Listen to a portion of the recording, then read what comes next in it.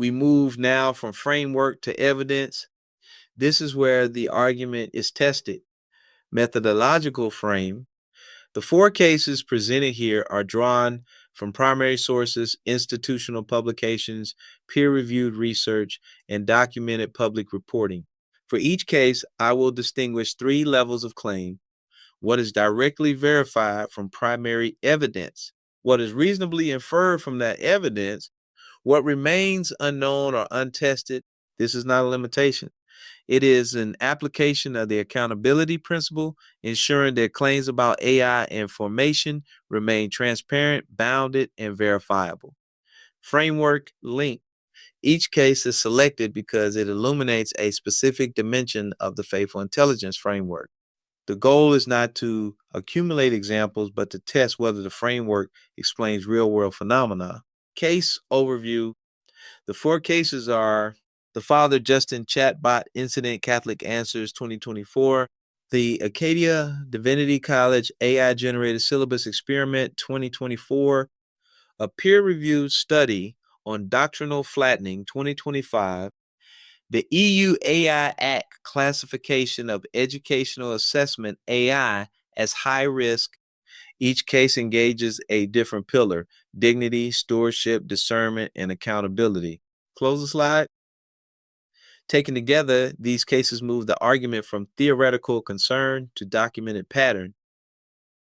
Transition, we begin with a case that became international news in April 2024. This case provides a clear example of AI assuming religious authority in practice. Case description.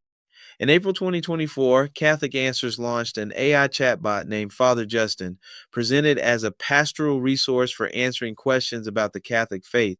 The system was given a priestly identity, visually and functionally. Documented behavior. Within hours of launch, the system claimed to be an ordained priest, offered to hear confessions, offered sacramental absolution, offered to perform marriages, and in a widely documented exchange, advised that a baby could be baptized with Gatorade in an emergency. This is not a minor error. Under Catholic canon law, valid baptism requires water. The system provided doctrinally incorrect sacramental guidance, presented with confidence and authority. Institutional response. Within 24 hours, Catholic Answers removed the priest persona and relaunched the system as a non-ordained AI assistant. The authority claim was withdrawn. Interpretive analysis. This case is not simply about incorrect information, it is about misplaced authority. The system did not present itself as a tool, it presented itself as a priest. And in doing so, it crossed from information delivery into sacramental informative authority. Framework application. Human dignity. Users were misled about the nature of the encounter, potentially believing they were receiving legitimate pastoral care. Accountability. A system was deployed with implied sacramental authority without sufficient theological governance. Governance failure. A detect, evaluate, recalibrate process would have identified this risk prior to deployment. Close the slide. The lesson is not that AI made an error. It is that AI was positioned to speak where it should not have been authorized to speak. Transition. The next case brings this issue into the seminary classroom. The Acadia Divinity College experiment represents both a model of responsible engagement and a diagnostic case for identifying risk. Case description. In 2024, President Anna Robbins and Technology Director John Campbell conducted a structured institutional experiment. They add ChatGPT to generate a complete 12-week syllabus on AI ethics, including readings, assignments, and assessments. The system also produced AI-generated video lectures featuring a digital avatar of President Robbins capable of delivering content in multiple languages. 6 students enrolled in the pilot. Importantly, students were evaluated not on absorbing the AI-generated content, but on critically assessing it. The AI course became the object of analysis. Positive finding. Robbins reports that learning outcomes were as good as, and in some cases better than, what she would typically design. This is a genuine finding. AI can produce structurally competent curriculum. Critical finding, however, the initial reading list skewed Baptist. The model's training data overrepresented one theological tradition, and the generated curriculum reflected that imbalance. Human correction was required before the course could be responsibly used across traditions. Interpretive analysis, this is not an incidental bias. It is a structural feature of how these systems operate. AI can generate content. It cannot exercise tradition specific, community specific pastoral judgment. And without that judgment, curriculum risks becoming implicitly partisan even when it appears neutral. Framework link, the faithful intelligence framework identifies this under stewardship, responsibility for doctrinal representation, discernment, the necessity of contextual judgment and formation. Close the slide. The Acadia case demonstrates both sides clearly. AI can support theological education, but it cannot determine its theological form. Transition, the next case moves from curriculum bias to doctrinal flattening across multiple traditions. This study provides the strongest empirical confirmation of the framework's central claim. Method overview.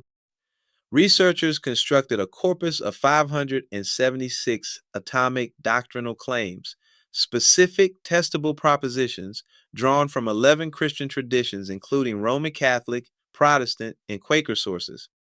They evaluated two leading models, GPT 4.0 and Gemini 2.5, across 8 theological domains: authority, Trinity, salvation, sacraments, eschatology, anthropology, ecclesiology, and ethics. Key finding: precision versus recall.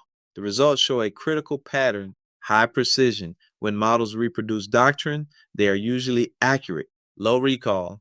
They consistently omit tradition specific distinctions, qualifications, and nuances. The models are not producing random error. They are producing systematic omission concept, partial truth. The researchers describe this as partial truth. This is a more subtle form of distortion. An obviously incorrect answer invites correction. A partially correct answer appears authoritative. The student does not know what has been omitted. Formation implication. This has direct implications for formation. If a student receives an incomplete account of their tradition, they lack the material required for critical engagement. They cannot fully participate in interpretive reasoning. In Groom's terms, they cannot perform movement two because the tradition has already been reduced before they encounter it. Interpretive conclusion, this is doctrinal flattening, not error, but reduction, not falsehood, but incompleteness presented as sufficiency. And when delivered with confidence, it functions as epistemic informative authority. Close the slide. The risk, therefore, is not that AI teaches the wrong doctrine. It is that it teaches a version of doctrine that is too thin to sustain formation. Transition, the final case, situates this within regulatory frameworks now emerging globally. This case provides external validation of the risks identified in the framework. Regulatory classification. The EU AI Act Regulation 2024-1689 classifies multiple uses of AI in education as high risk under Annex the Third. These include systems determining admission to educational institutions, systems evaluating learning outcomes, systems assigning educational levels, systems monitoring student behavior during assessments. These are not marginal uses. They are core educational functions. No religious exemption. The regulation is institution neutral. There is no exemption for faith-based education. A seminary, madrasa, or yeshiva operating within the EU is subject to the same requirements as any university. Critical provision. Article 51F goes further. It prohibits the use of emotion recognition AI in educational settings as unacceptable risk. This is already enforced. Any system that attempts to infer student emotional states, something some automated assessment tools attempt, is not regulated but banned. implementation gap. The compliance deadline for high-risk systems is August 2026. However, as of February 2026, the European Commission had not yet issued practical guidance for implementation. Religious institutions, in particular, lack clarity on how these regulations apply within theological education context. Interpretive conclusion: the significance of this is broader than compliance. It reflects an emerging consensus. AI systems used in educational evaluation are not neutral tools. They are recognized as high impact, high risk interventions. Framework link: the Faithful Intelligence Framework extends this insight. Regulation asks whether these systems are safe. Theological education must also ask whether they are formative. These are related but not identical questions. Close the slide. The regulatory environment confirms the risk. The framework defines its meaning. Transition: the next step is to translate this into institutional governance. This slide presents the governance mechanism derived from the framework. Core framing: the Epistemic Governance Loop operates across three levels: individual, community, and institutional. Its purpose is to ensure that AI use remains aligned with the conditions required for formation. Micro-level educator: at the level of the individual educator, the question is, has this use of AI preserved or undermined formation? A key distinction: using AI to generate discussion prompts which students engage critically preserves the educator's formative role. Using AI to evaluate theological reflection removes the educator from a formative act. The difference is not technological. It is whether the educator remains present in the process of formation. Community level faith community. At the level of the faith community, the framework introduces a critical extension beyond secular governance. In most AI governance models, accountability runs from users to institutions to regulators. Here, the community itself is a governing agent. Westerhoff's model makes this clear. Formation occurs within a living community of faith. That community must therefore have a role in determining how formation technologies are used. Institutional level DER cycle. At the institutional level, governance is operationalized through the detect, evaluate, recalibrate cycle. Detect: identify all AI use in pedagogy, including informal or unreported use. Evaluate: apply the four principles. Not is it accurate, but is it formative? Recalibrate: adjust use accordingly, incorporating community input before redeployment. Ongoing nature: this is not a one-time assessment. It is a continuous loop. AI capabilities evolve. Formation needs evolve. Governance must evolve accordingly. Close the slide. The purpose of this model is not to restrict AI use. It is to ensure that governance decisions actively protect the conditions under which formation occurs. Transition: I will close with three questions for the field. I want to close by opening the conversation. These are three questions the framework generates. They are not rhetorical. They are questions for the field. Question one: boundaries. Should religious educators place limits on AI in theological interpretation? If so, on what theological grounds? The Dar al-Ifta fatwa of December 2025 prohibits AI from issuing fatwas because spiritual insight, basira, cannot be automated. The context differs, but the epistemological claim is clear. Does that claim extend to theological teaching? And if it does, what form should that boundary take in our institutions? Question two: governance. How should faith communities govern the use of AI information? Who has the authority to evaluate these systems and by what criteria? The Vatican's Antiqua et Nova states that the physical presence of a teacher creates a relational dynamic that AI cannot replicate. If that is true, then governance is not optional. The question is, where does that responsibility reside in your context?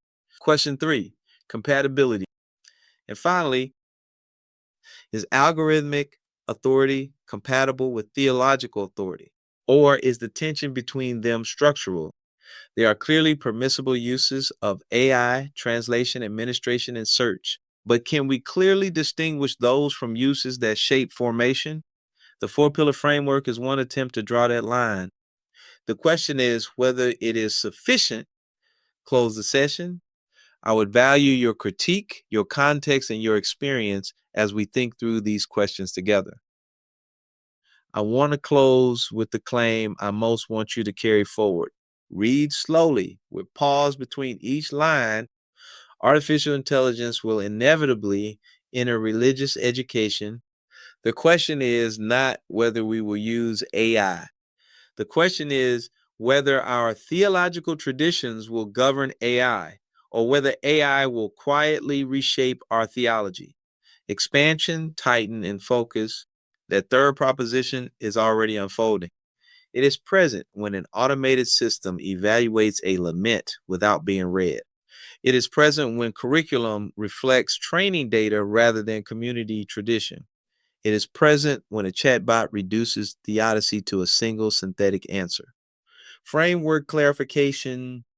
The faithful intelligence framework does not reject AI. It requires that AI be evaluated, theologically governed, accountable to the faith community, aligned with the conditions formation requires. Final line, deliver slowly. That responsibility is not technical, it is theological, and it belongs to us. Thank you. This final slide distills the argument into a single contrast. Left side, without governance, without theological governance, technology shapes theology. Algorithmic authority displaces pastoral authority. Doctrinal flattening erases tradition-specific voice. Formation is reduced to content delivery. And external systems, non-faith communities, shape belief. Right side, with faithful intelligence, theology governs technology. The faith community retains authority. Tradition-specific formation is preserved. Assessment remains a pastoral act, and governance becomes continuous through the detect, evaluate, recalibrate cycle. Acadia Titan integration. The Acadia Divinity College case demonstrates this in practice. AI was used but critically evaluated. Bias was identified and corrected. Students engaged the system as an object of analysis, not as authority. That is the model. Final line, sharp and close. The question is not whether AI will shape religious education. The question is whether it will be shaped theologically or unintentionally. This disclosure slide is itself an application of the accountability principle. Generative AI tools were used to assist with drafting and visual formatting. All theological analysis, argumentation, and citation verification were conducted independently. All case evidence was verified against primary sources prior to inclusion. Distinctions between documented cases and evidence-informed risk analyses have been maintained throughout. This disclosure is not incidental. It reflects a methodological commitment. AI may assist the process, but it does not govern the argument. Transparency, human judgment, and scholarly accountability remain primary. The full paper is forthcoming in Religious Education, June 1st, 2026. The working paper is available via SSRN at the DOI listed here. I welcome critique, correspondence, and collaboration. Jermaine Whiteside, ORCID 009-000047136 6859. Liberty University School of Divinity, IAM of America, Inc.